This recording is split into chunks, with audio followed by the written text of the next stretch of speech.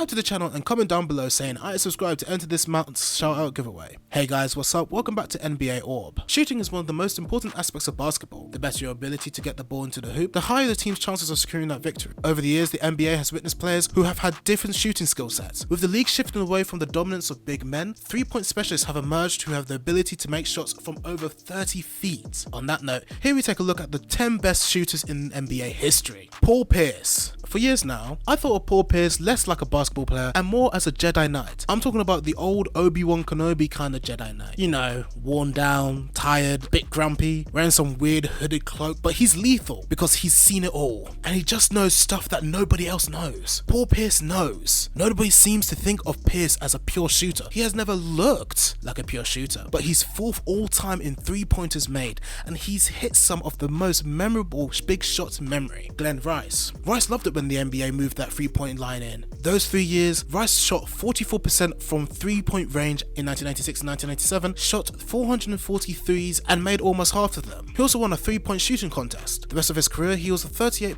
3-point shooter, which is still terrific, but obviously not the same. George Gervin. George Gervin was an extremely prolific scorer during his time in the NBA. Gervin averaged at least 14 points per game every single season he played for the San Antonio Spurs and Chicago Bulls. Gervin ended his career averaging an impressive 25.1 points per game. He was not too much of a deep threat, shooting under 30% from beyond the arc. He more than made up for it with his presence in the paint and from the mid-range. Dribble, 3-on-1, only West ball, it'll be ice. And he was fouled. Chance for the three-pointer. Super play by Ray Allen. The Henry Aaron of the 3-point shot, his career was built on class and impeccable consistency. Allen's form and rhythm were so perfectly synced that he simply was incapable of having a down year. He shot exactly 40% of his career, and he was basically the same shooting star as a 21-year-old for dreadful Milwaukee team and as a 38-year-old for NBA champion Miami. His amazing record of 2,973 3-pointers will probably last for another 5 or 6 years until Steph Curry goes racing by. Allen, got the crowd involved. What a great individual play by a tremendous player.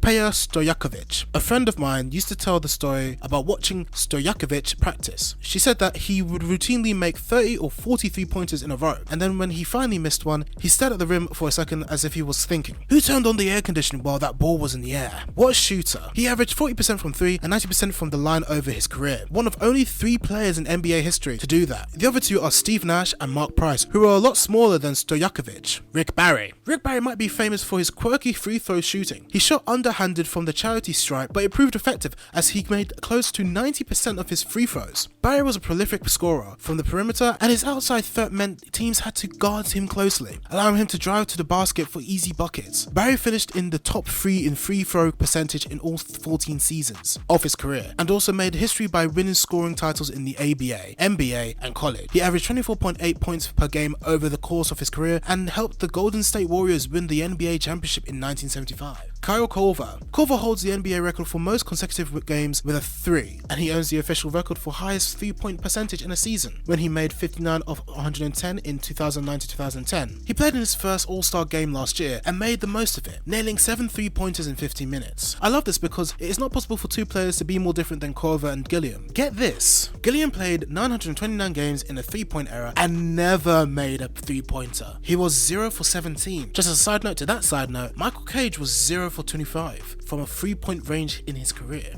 Bird led the Celtics to 3 NBA titles and was named Finals MVP on 2 occasions. A sensational 2-way player, Bird was an elite defender and a prolific scorer, capable of taking charge of games down the stretch and making clutch shots. Bird was the first player in NBA history to post a 50, 40, 90 percentage shooting season. Bird averaged an impressive 24.3 points per game, boasted a true shooting percentage of 56% over the course of his career. He racked up a total of 21,791 points, shooting 37.6% from deep. Steve Nash. Nash was a good passer and gained so much notice for leading the league in assists 6 times that it's easy to miss his brilliance as a shooter. Nash in another system might have had seasons where he averaged 25-30 points a game. His baby sister was future NHL All-Star Russ Courtnall. He didn't start playing basketball until he was 13, but he practiced so passionately and intently that even by the time he got to Santa Clara University, he became one of the best 3-point shooters in the country. Dick Nowitzki. You probably have heard the story about how former German basketball star Holger Geschwinde saw the raw potential of Nowitzki when Dirk was a gangly and uncomfortable tall boy. I have always loved this quote Geschwinde gave about Nowitzki way back in 1998. He had no basketball technique, but he instinctively knew what to do. Geschwinde put Nordwitz through all sorts of crazy shooting drills, sort of German Mr. Miyagi. But what struck me was that he also made sure Nowitzki was doing other artistic things like playing a musical instrument. Nowitzki's jump shot does seem musical. This brings us to the end of our video.